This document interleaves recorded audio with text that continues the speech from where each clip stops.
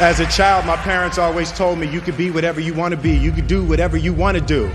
And you know, that office, that position, the highest office on the face of the earth, it was something I heard my parents saying it, but I didn't totally believe it. Yet I went out in the world and I carried myself and I held my head high and I stood there and I looked people in their eyes and I talked to people as if I was deserving of everything that this planet has to offer.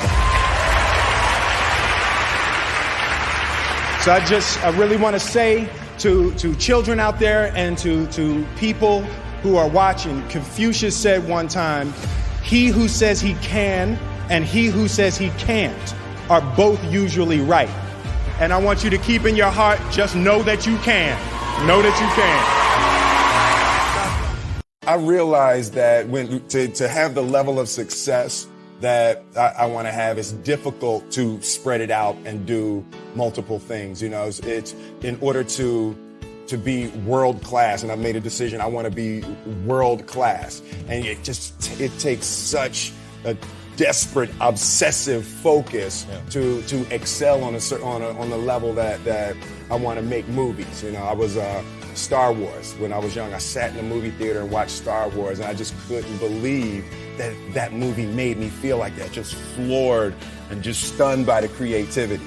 And I'm realizing that in order to move people in that way, in order to touch people in that way, you really got to focus with all of your fiber and all of your heart and all of your creativity.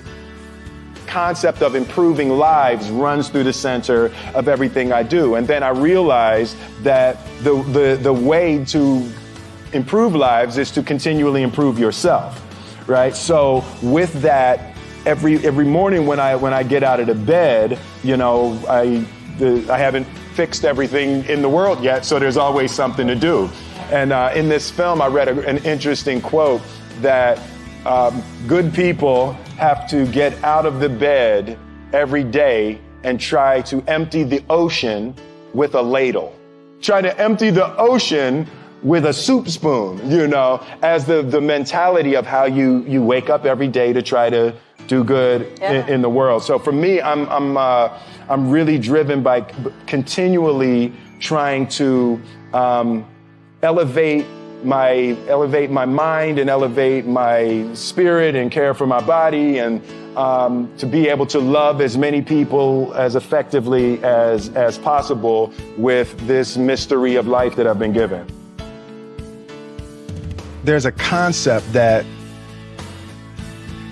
I don't want to be an icon. I want to be an idea. You know, I want to represent an idea. I want to represent possibilities. I want to represent magic, right?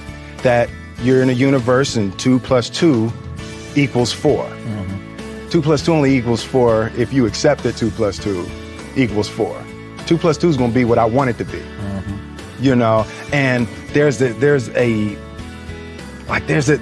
redemptive power that making a choice has, you know, rather than feeling like you're at effect to all the things that are happening.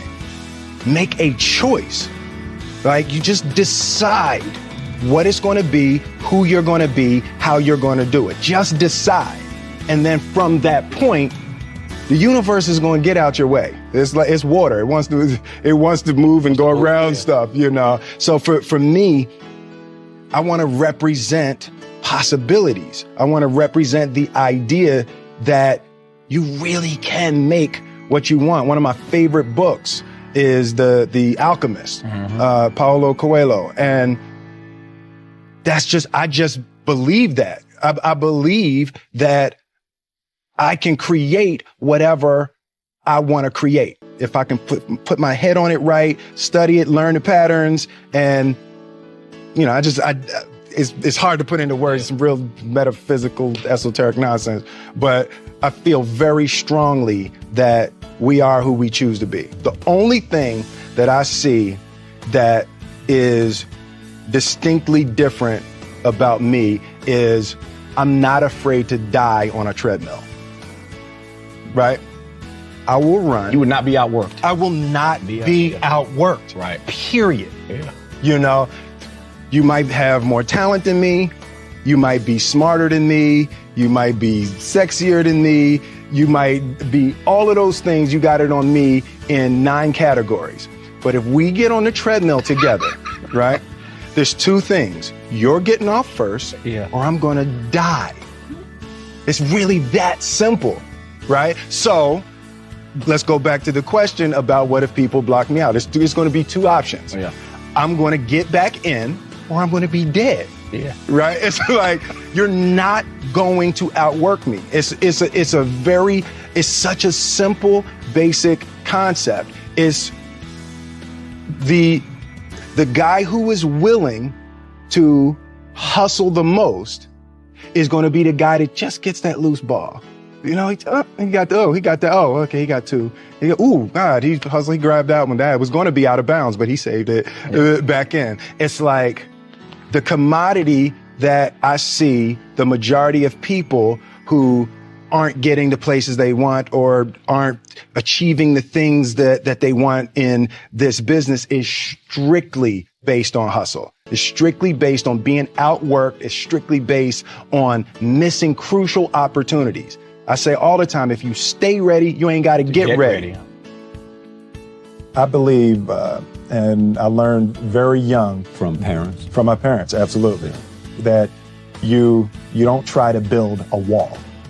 You don't set out to build a wall. You don't say, I'm going to build the biggest, baddest, greatest wall that's ever been built. You don't start there. You say, I'm going to lay this brick as perfectly as a brick can be laid. There will not be one brick on the face of the earth that's going to be laid better than this brick that I'm going to lay in this next 10 minutes. And you do that every single day. And soon you have a wall. And soon you have a wall. And I think psychologically, the advantage that gives me over a lot of people that I have been in competition with in different situations is it's difficult to take the first step when you look how big the task is. The task is never huge to me. It's always one brick. Me too.